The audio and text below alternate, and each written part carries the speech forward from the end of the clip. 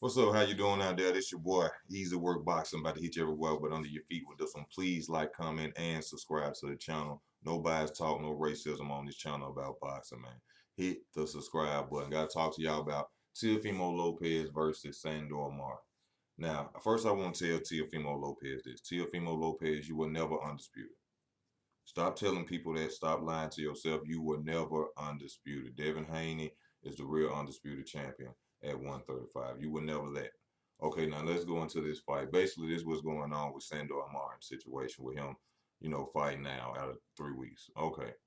Teofimo Lopez, for somehow, some way, has the been given the authority to pick, I guess, his three opponents for a title eliminator to fight Regis Prograis. I don't know how.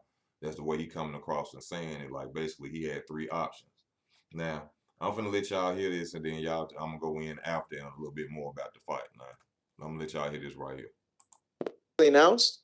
Yeah, because that was the guy that we wanted to face in the beginning. We didn't want to fight Arnold Barboza, waste of time. No, you didn't want to fight Arnold Barboza because he's the most valued opponent in them three that you picked. So he a waste of time. We didn't want to fight Pedraza, waste of time. So why did you pick Pedraza from jump? Sandor Martin, at least during the time, he has a notable win, which is against Mikey Garcia, arguably, and retired Mikey Garcia. And basically, this is what Teofimo Lopez was doing. He was cherry picking. He picked Pedraza first because he was the weakest link out of all of them. All right? The strongest one is Barboza, Arnold. That's the one he really don't want to fight for the title eliminator. So what he go do next? He called in 3 weeks.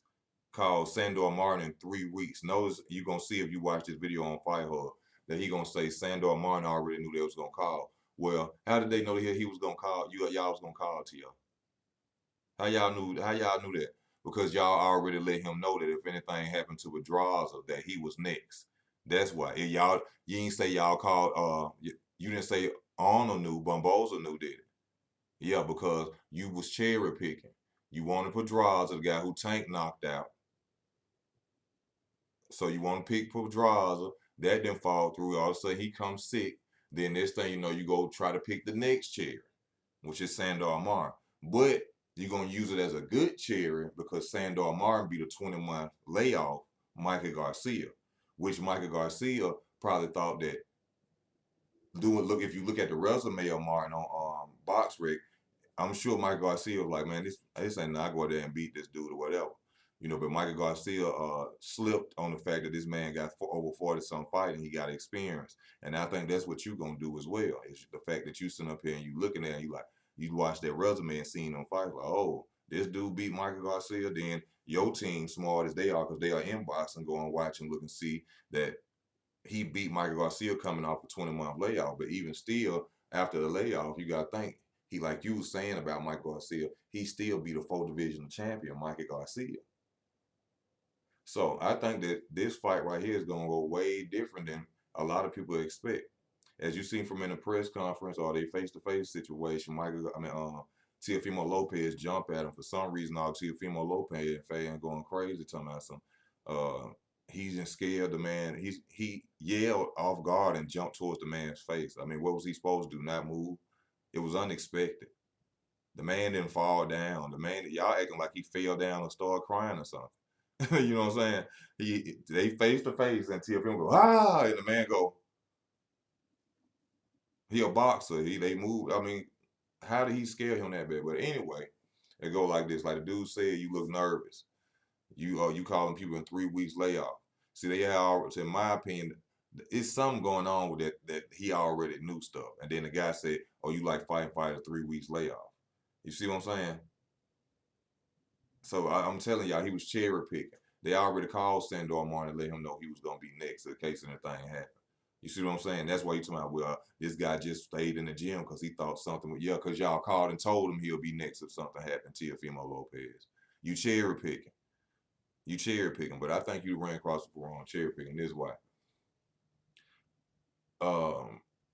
Sandor Martin is a fighter. He's a southpaw to me, kind of a limited southpaw. He can move good. I know you're going to say how he limited. He beat Michael Garcia. He's still limited to me. You know what I'm saying? That's my opinion. jab, jab, straight right hand, throw some uppercuts and stuff if you on him in the ropes. Move around the ring well, but he only moved to his right side if you ever pay attention to him mostly of his fights.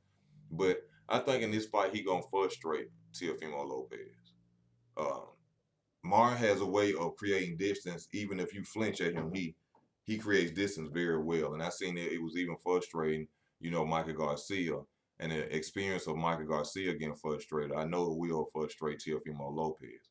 The athleticism of since also Martin is a fighter that lays back and, moves back and creates distance. I think this is going to cause Teofimo Lopez, like I said, to get frustrated, but come forward.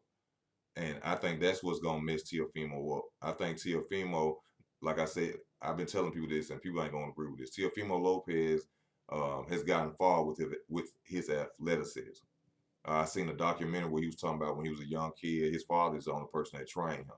And by his father being the only person that trained him, in my opinion, that means he's not a elite boxer or A plus, B plus boxer. I think Teofimo Lopez is a C plus, B minus fighter. But his athleticism can take him very far because I don't know if he used to play sports, basketball, anything like that, but he has great athleticism as well. But his boxing ability is not how he became champion, in my opinion. But his athleticism, and him coming forward, what I'm saying, his speed, I think it's gonna be a challenging fight for him going up in the first rounds. I expect Teofimo to come out hard and fast, usually like he does, but I think that's gonna be his mistake. You got to remember, regardless of who this guy has fought, he does have ring experience. This dude, the guy, ring experience. He done seen all type of styles. He done seen fast. He done seen hard. You see what I'm saying? So I think this is gonna be a cherry pick that he can't chew off on. You know what I'm saying? Too good. I think it's gonna be a seed somewhere in that cherry that he ain't see. You know. So I see. I can't, due to his counterpunching ability and the fact that he a southpaw and the experience of him. And I expect Teofimo to probably gas out in the later rounds. I'll probably go with Martin in this fight. I'll go with Martin in this fight. I think this guy will teach, like he gave Michael Garcia a boxing lesson. Teofimo Lopez keeps his hands down a lot. I think once fatigue starts setting in with Teofimo Lopez, Martin will be able to get out. But the thing is going to be that front run. It's going to be that front run. And I think Martin might get him, y'all. I think Martin might upset Teofimo Lopez. I think from his counter punching, Teofimo with them hands down, southpaw. Yeah, I think he gonna catch Teofimo slip. I think he gonna beat him on points. Though I don't see Martin knocking Teofimo. I can possibly see him knocking Teofimo Lopez down too with that right. Martin has a very fast, accurate right hook when somebody come in on him, like you seen with Mike Garcia. I think he gonna drop Teofimo Lopez one time later on in the rounds with that. Teofimo a hell of a fighter, even with his athleticism. Power was a major advantage for him at 135, but he at 140 now. Even though he stopped somebody, don't mean he gonna stop Sandor Martin. If he do, he do. But you know what I'm saying? I think this a cherry pick that's gonna go wrong. Like I said, I think it's gonna be a seed in this cherry, and this dude gonna expose Teofimo Lopez. Like I said, Teofimo Lopez is a hell of a fighter, but he ain't a hell of a boxer. That's the difference. But that's my opinion of it. Y'all let me know how y'all feel in the comment section. I'm gonna be looking towards